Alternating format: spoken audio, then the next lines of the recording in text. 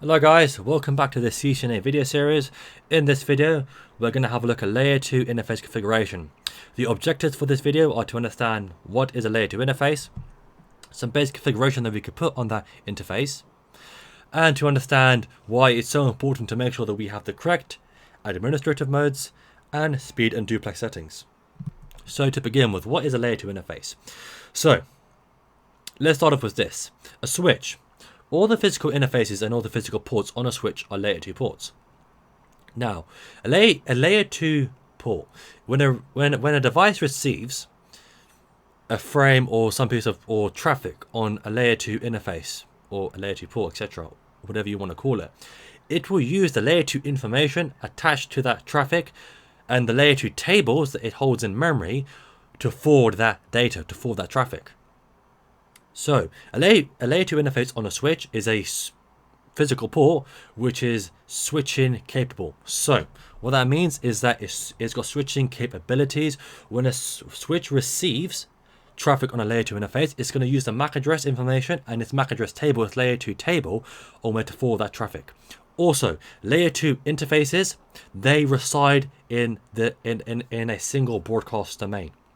So if you think about it, when we get a switch fresh out the box, all those ports are part of the same IP network, are part of the same broadcast domain. Now, if you compare that with a router, each of its physical interfaces are layer 3. Layer 3 means that we can configure an IP address, they terminate broadcast. So that means if a router were to receive a broadcast on a layer 3 interface, it won't propagate that broadcast on or forward that broadcast on. Also, each layer 3 interface represents a single broadcast domain. So if you go back to our video where I talked about routers, I said that when we configure a router, essentially we have to configure a different IP address or a different IP network for every single router interface. The reason being because layer 3 interfaces can only be part of a single broadcast domain. So if we could have multiple layer 3 interfaces on a router, they would all be part of different broadcast domains in different IP networks or IP subnets. Again, layer 2, we can't configure an IP address on that layer 2 interface, and that layer 2 interface resides in a single broadcast domain, and a layer 2 interface will also propagate broadcast as well. It'll propagate broadcast as well. So in this example, this is a default switch out the box. All of its layer 2 interfaces are in the same broadcast domain. They're all in VLAN 1, the default VLAN. That means is that if I were to receive a broadcast frame on this interface, that broadcast frame will be flooded out all of these interfaces. Now, because we cannot separate layer 2 interfaces into separate broadcast domains by default, and because we can't configure IP addresses, we have a feature called VLANs, which we discussed in a previous video, which allows us to do that. So with VLANs, we can take our layer 2 interfaces, group them together into separate broadcast domains, and essentially divide a larger network into smaller segments called IP subnets. And one VLAN equals one IP subnet. And if a device wants to communicate with a device in another VLAN, it has to go through a layer 3 interface or a layer 3 device known as a router, or in this case, it could be a firewall, etc. But with VLANs, we divide our interfaces, our layer 2 interfaces, into separate VLANs. So that means in this case, if these two ports are part of the red VLAN, if I were to receive a broadcast frame on this interface, I will only flood that port out other layer 2 interfaces in that red VLAN. And the same thing for the green VLAN and the orange VLAN. So we are going to go through some basic configuration for a layer 2 interface. Some of the basic configuration that we can do, or the basic settings that we can configure for layer 2, are going to be speed and duplex, and also administrative mode. Now, it is worth noting that there are more configuration options for layer 2 interfaces, like port security. However, we will discuss those at a later time. This is just the basic configuration. Some of the basic configuration we can put on these interfaces. So let's discuss speed and duplex. So speed is the rate at which data is sent. And duplex is whether both devices can send simultaneously or only one device can send at a time. So full duplex, that means that both ends of a link can send data at the same time, no problem. Half duplex, it means that either the device, so either device at one time can send data. That means, let's say we have two devices. Imagine you have a device on the left, a device on the right. If the device on the right wanted to speak, it would have to send data. The device on the left would have to wait. So only one device can send data at a single point in time. Now, there's this protocol enabled on every switch port by default called AutoNegotiation. What that allows the switch to do, it allows the switch to discuss with the endpoint or the device which connects to that switch port and allows them to negotiate the best speed and duplex settings. So essentially both ends of the link will say, I can support, let's say 1 gig, or I can support this speed, I can support this duplex. They negotiate on the best settings and then they come to some sort of agreement. We can hard code these if we want, but we don't really want to. Again, it's not really a good idea because you have to hard code both ends of a link, and that means that let's say you swap out a device for some reason and the device is not hard coded, then you're going to run into issues. And also, if it supports different speeds than the old device which was plugged into that switch port, then you'll have to go back onto the switch and reconfigure the settings. So AutoNegotiate, brilliant, because we can connect devices to our switch and then they will automatically negotiate the speed and duplex settings. However, we can come into issues if we hardcode one end of a link. So let's say that we hardcode the switch to, let's say, run out 100 meg and full duplex. The other end of the link, which is the computer, that's going to end up running in half duplex. Again, we will discuss why. And then that's going to cause something known as collisions and late collisions.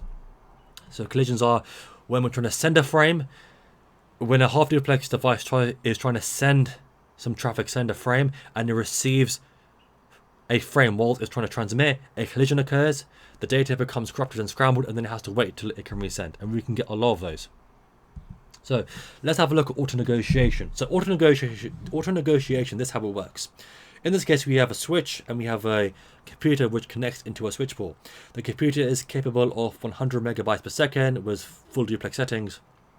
The switch is capable of a faster speed, 1 gig, and full duplex. They both essentially talk to each other. So the computer says, I'm capable of 100 meg at full duplex.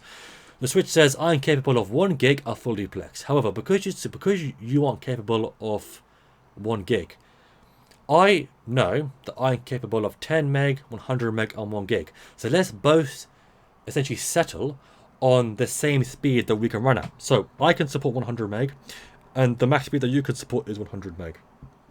So now the speed we're going to use for the link will be 100 meg. We're both capable of full duplex, so let's use full duplex. So in this case, the link ends up running at 100 meg and full duplex. And the beauty of this is that if we were to swap out this computer or swap out the NIC card for a 1 gig NIC card, then when it comes to AutoNegotiation, they will communicate again, and then this link will run at 1 gig full duplex without us even having to change any settings on the switch. Now, without AutoNegotiation, this is where the issues can come into play. So in this case, we are still using AutoNegotiation on the switch port end. However, on the computer end, we have for some reason decided to hard code these settings. So in this case, I'm going to hard code 100 meg at full duplex. Now, the switch is still using AutoNegotiation and it can still auto sense the speed. So he knows, oh, okay, even though the computer on the other end isn't sending me any AutoNegotiation messages, I can still sense that he's running at 100 meg. Okay, so I'm going to run at 100 meg and I'm going to use the default duplex setting, which is associated with 100 meg and thus half duplex. So 10 meg, 100 meg speeds, if we don't receive any AutoNegotiation messages, the automatic duplex setting associated with the speeds are half duplex. When you go 1 gig onwards, the automatic duplex setting associated with those speeds are full duplex. This is where the issue comes into play. So now we have, even though he's capable of full duplex and 1 gig, he is now running at 100 meg and half duplex. The other side is running at full duplex. This means that this side is not aware of half duplex operation, which means that he will continuously try to send data, and this guy on the other end will not get a chance to send data. And when it does get a chance to send data, it's going to receive data incoming, and then we'll have a collision. So think of a collision as 2 frames crashing together. The frame that this guy is trying to send is going to become scrambled, it's going to become corrupted, and then he'll have to wait again. So then this is where the late collisions come into play. Now, like I said before, is that let's say that we hardcoded the other side to 1 gig and we're using AutoNegotiation on the other side. In this case, he will again sense, okay, he's running at 1 gig, and because he's not using AutoNegotiation, I need to assign the automatic or the duplex setting which is associated with 1 gig. In this case, it's full duplex. So in this case, this scenario would work in that he can auto sense the speed and he can come up with the correct duplex setting. However, the issues come into play if we use speeds of 10 meg or 100 meg hard coded, and the other side is configured for AutoNegotiation. It will sense the speed, but then it will default to a duplex setting of half duplex, again causing issues.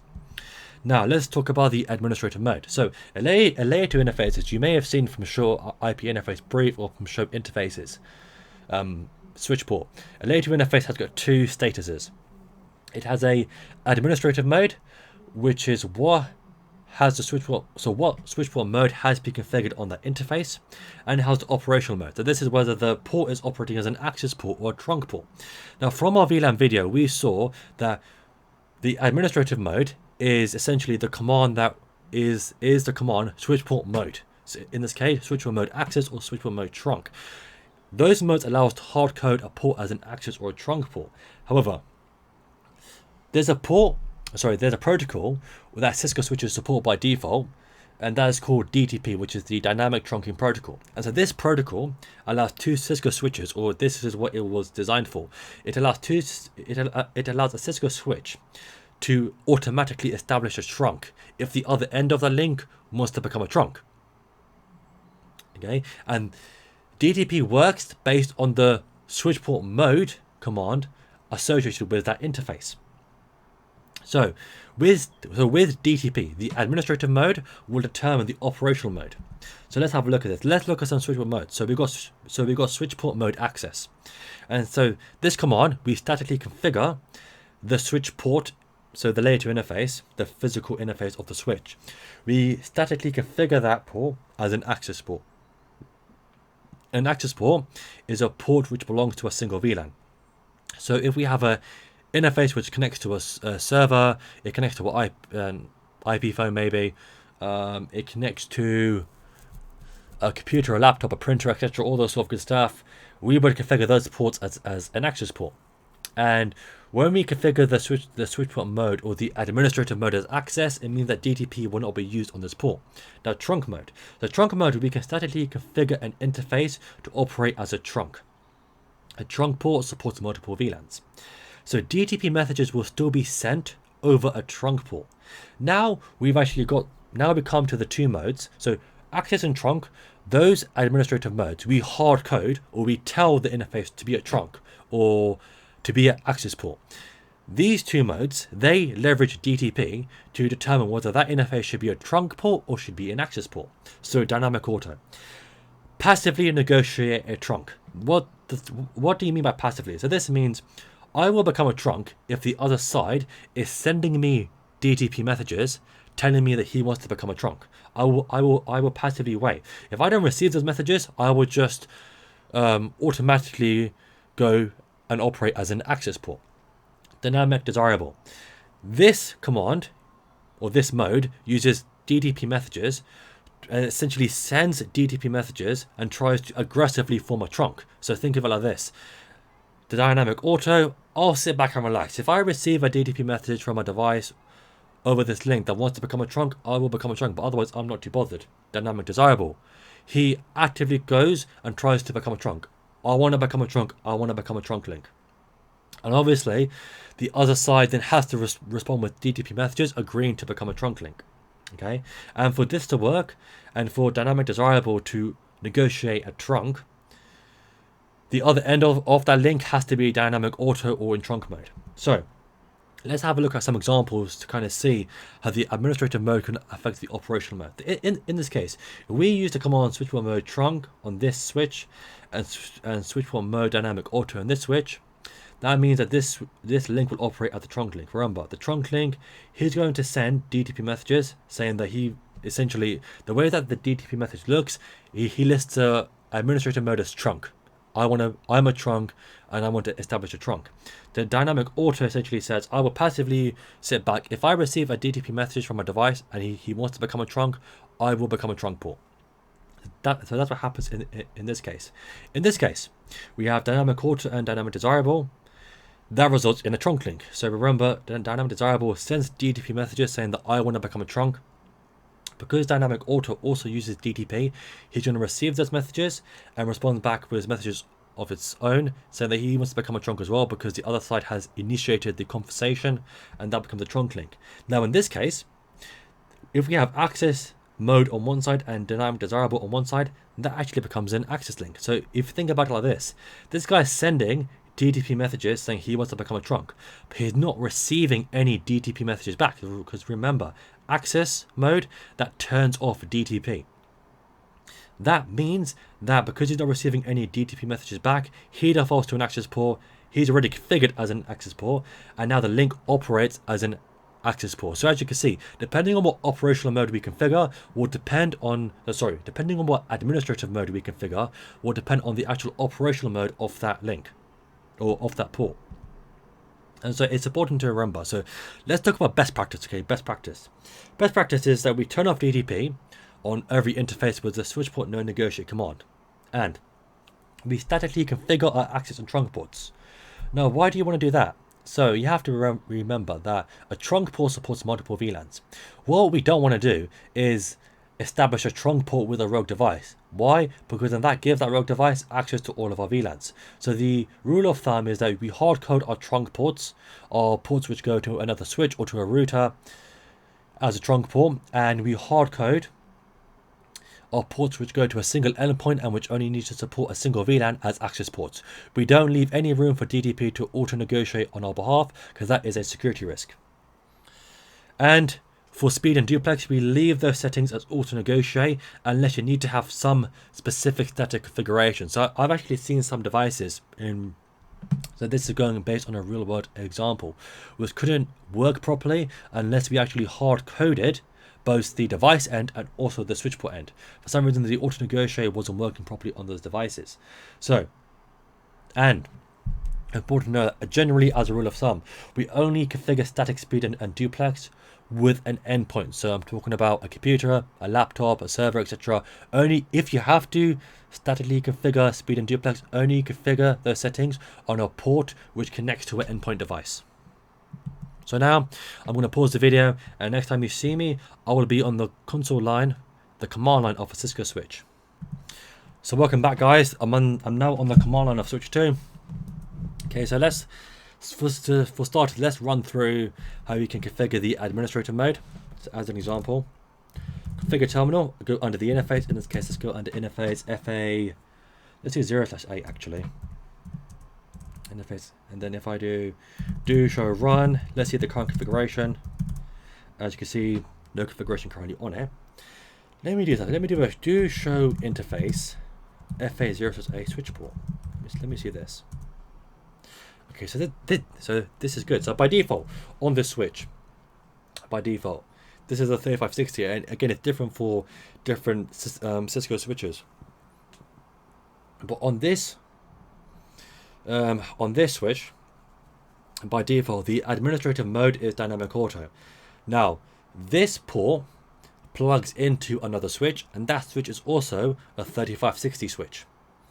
So, because that port is a 3560 switch, the default configuration for that port is going to be dynamic auto. Now, dynamic auto, they're not aggressively, or they're not initiating the communication to become a trunk link.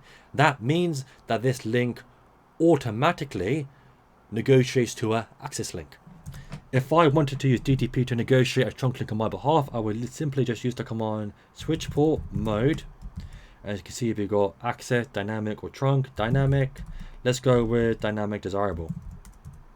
If I do a do show run, sorry, do show interface FA 0/8 switch port. I do this now. As you can see now, the administrator mode is dynamic desirable. So now this end of the link is initiating the DTP communication. He's sending DTP messages saying that I want to actively negotiate a trunk. If he receives DTP messages back, which he will, saying that okay, let's negotiate a trunk, then he will negotiate trunks. As you can see, administrative mode is dynamic desirable, operational mode is dynamic trunk. Now let me show you something else. If I was to do a switch port, no negotiate. Okay. Yes. This is another thing that I wanted to show you. Switch port no negotiate only works if we hard code our ports as trunk or as access. If we actually use DTP, we can't turn off the DTP protocol. It would make sense, wouldn't it? So that's fine. So if I was going to go switch port mode trunk, okay, yeah, so trunk encapsulation .1q. Remember, we have to, so switch port trunk encapsulation .1q, switch port mode trunk. If I do switch port no negotiate, Okay, if I do a do show int fa0a switch port,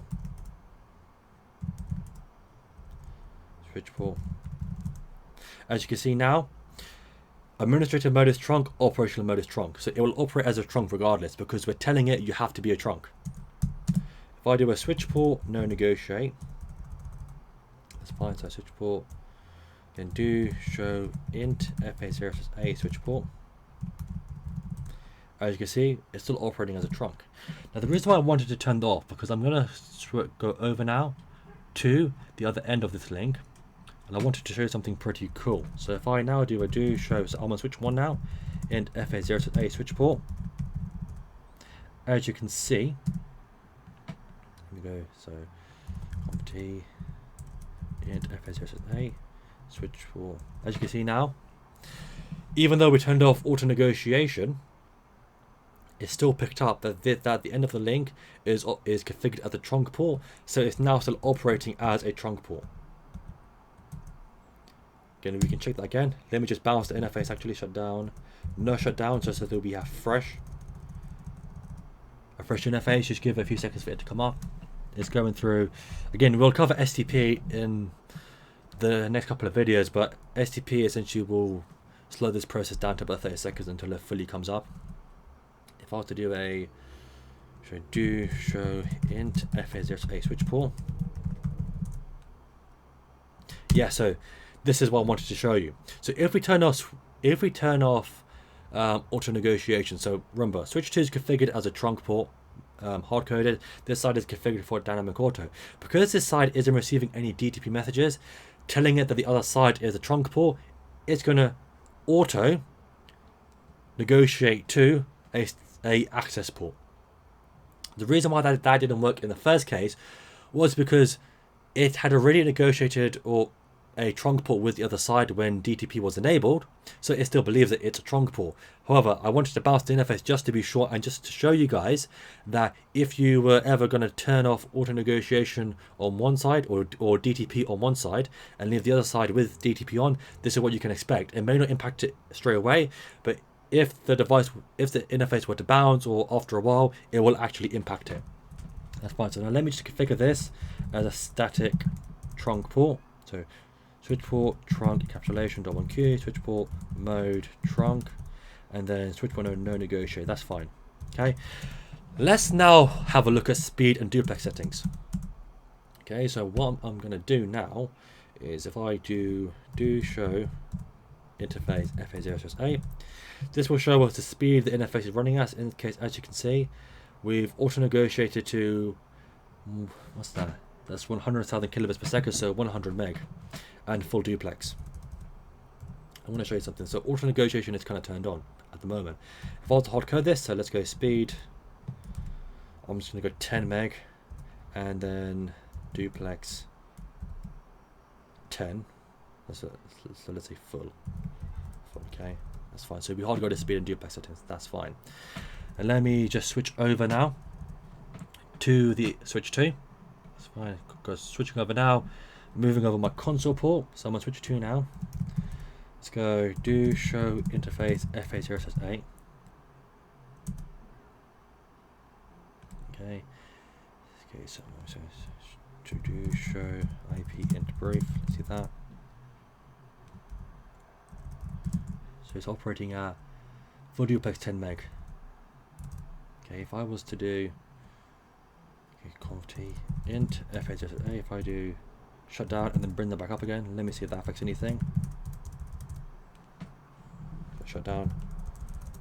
No shut down.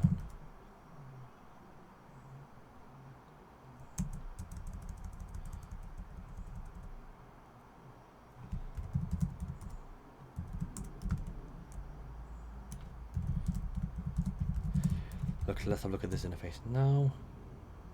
Okay, that's interesting actually. That's pretty interesting. So it has actually picked up that the other side is operating as full duplex, even though, so this side is using auto negotiation. If I do show run int fa0a, is using auto negotiation, so no speed or duplex have been hard coded, but it's actually picked up that the other side is running at 10 meg and at full duplex. So that is actually interesting. That is actually interesting because that is not what I expected. But to be fair, as you can see, this is why it's important to actually lab everything up, because you can actually see how things are going to work in real life. Now that may be different. So what I'm assuming, actually, let me try this actually. If I do no CDP enable, will that change anything? Bring the interface shut down. No shutdown. Because obviously they may be communicating certain information through CDP. Let's try to eliminate that completely. Do show int fa0 a. Okay, that's interesting. Okay, so still again. So somehow they're still communicating. So somehow he's able to sense that the other side is using 10 meg and that he's also using full duplex. Now, this is why it's also always important to actually do lab work, because what you're taught may not match what's actually happening in the lab. So as you can see, even though we hard coded one side, we didn't hard code the other side, it was still able to pick up the duplex and the speed settings. So now to cause these late collisions, what I'm going to do now, I'm just going to hard code the duplex to half. Okay, a CDP enable. Give it a second. And as you can see, the actual interface had actually dropped down completely now. So one side was hard coded to half, one side was hard coded to full, and that link has come down. So where you may see late collisions, so this is me leading on to my next point, you will probably see late collisions or collisions where a duplex mismatch or speed mismatch, well, usually a duplex mismatch, between your endpoint or your computer, your laptop or your server, and your Cisco switch. Between Cisco switches, they will be able to work things out. So he knows I'm running half duplex, the other guy's running a full duplex. So now, and I'll show you how we know. So if I go show CDP entry SW1, yeah, CDP is turned off. But yeah, so somehow he knows that the other side is running full duplex, which again is causing the issues. So that's why it's brought the port down, because you know if you continue to operate in this mode, it's going to cause issues and it's going to cause network instability. So welcome back, guys. So what I've done, I've hard coded the switch port. So I paused the video, I made a few changes. I hard coded the switch port, interface FA0/6 be half duplex 100 meg. I connected it to my laptop. I've hard coded that as full duplex 100 meg. And so I initiated a ping on both sides, and the results that I got were that pings were coming through, but as you can see, we did see some collisions and some interface resets.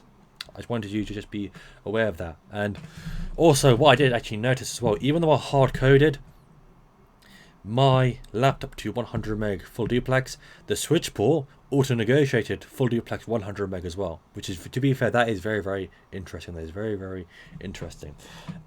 Very interesting. And so obviously I mentioned that before. You could be like, well, Abdo, when you spoke before, you said that if I hard coded one side and then the other side auto negotiated, then it would auto negotiate to full duplex. Well, I did that on purpose. The reason I did that on purpose is because if you read some books, or maybe even if you watch some other videos, they will tell you how all these things work, etc. The best way to find how something works, lab it up and do it yourself. So as you can see, I mentioned that, okay, this is what's going to happen. We saw in the lab, that isn't what happened. When I changed the speed or hard coded the speed on one side, it still auto negotiated the correct speed and duplex settings on the other side. Very clever. And to be fair, that is one of the things I always recommend as you go through the videos. Just lab everything up and also experiment for yourself. Try to break things. If a book or if a video states that it works this way, prove that it works this way. And as you can see, we proved that speed and duplex settings, even if they're hard coded. A Cisco switch, again, this may depend on what Cisco switch you are using. The Cisco switch was able to automatically pick up the settings even though they were hard coded on the other side. So thank you for watching this video. As you can see, just as a recap, we went through basic layer 2 interface configuration, speed, duplex, and administrative mode. We also learned that layer 2 interface is an interface which resides in a single broadcast domain, and we can logically separate layer 2 interfaces into separate broadcast domains through VLANs. If you have enjoyed this content, then please subscribe to my channel. If you found this video useful, then please share so that we can get high quality IT training to the masses free of charge. Thank you very much for watching.